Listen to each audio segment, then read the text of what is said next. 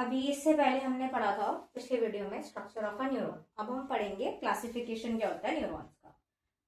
हम काफी अलग अलग तरीके से न्यूरॉन्स को क्लासिफाई कर सकते हैं।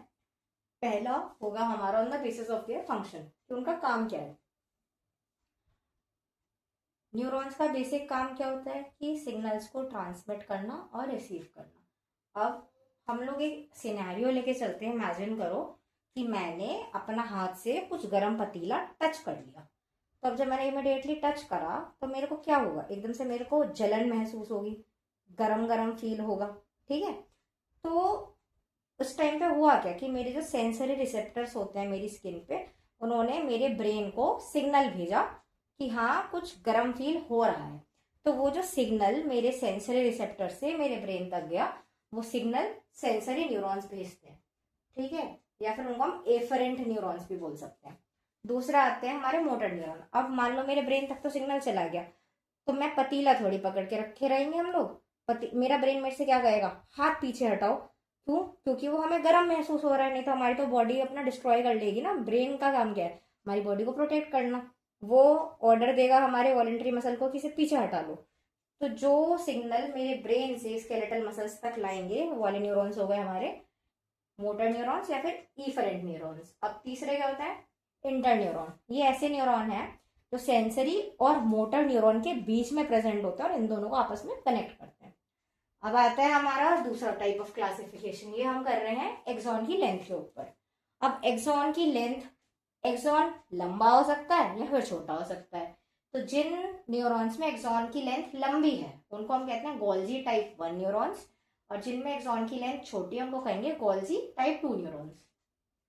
अब ये आता है लास्ट टाइप ऑफ क्लासिफिकेशन, और ये सबसे इंपॉर्टेंट और सबसे ज्यादा बच्चे इसमें कंफ्यूज होते हैं, तो इसको आप ध्यान से सुनना। ये है on the basis of neural processes.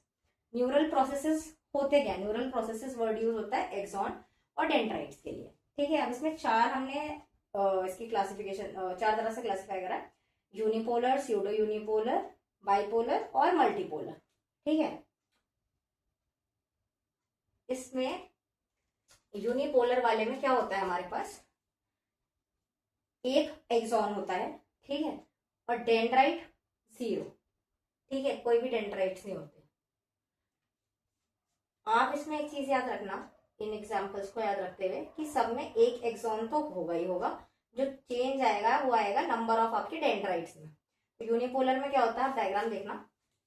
इसमें ये इसका साइटोन या सेल बॉडी है, डेंड्राइट्स एक भी नहीं दिख रहा है, और ये इसका एक्सॉन है। तो यूनिपोलर में क्या होता है, एक एक्सॉन और बिना किसी डेंड्राइट्स के। दूसरा आता है स्यूडो यूनिपोलर। स्यूडो यूनिपोलर का मतलब क्या है, फॉल्स। फॉल्स का मतलब यहाँ पे क्या है, इसमें होता तो एक ही एक्सॉन है। ठीक है, लेकिन वो एक्सॉन अपने आप को दो ब्रांचेस में नीचे जाके डिवाइड कर देता है।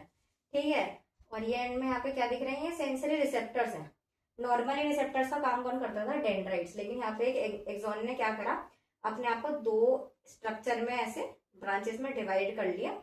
ठीक है, और ये फेक करता है एक तरह से, कि इस तरह से दिखाता है कि इसके पास डेंड्राइट्स भी हैं लेकिन होते नहीं है, इसलिए हम इसको स्यूडो यूनिपोलर बोलते हैं, जिसमें एक ही एक्सॉन है लेकिन वो दो ब्रांचेस में चल के डिवाइड हो जाता है। ठीक है, तीसरा आते हैं हमारे बाइपोलर। बाइपोलर का मतलब क्या है, इसमें एक डेंड्राइट है, ये एक डेंड्राइट जिसके मल्टीपल ब्रांचेस हैं और एक ही एक्सॉन है। लास्ट आता है मल्टीपोलर, जिसका हम लोग डायग्राम हम लोग पढ़ते हैं।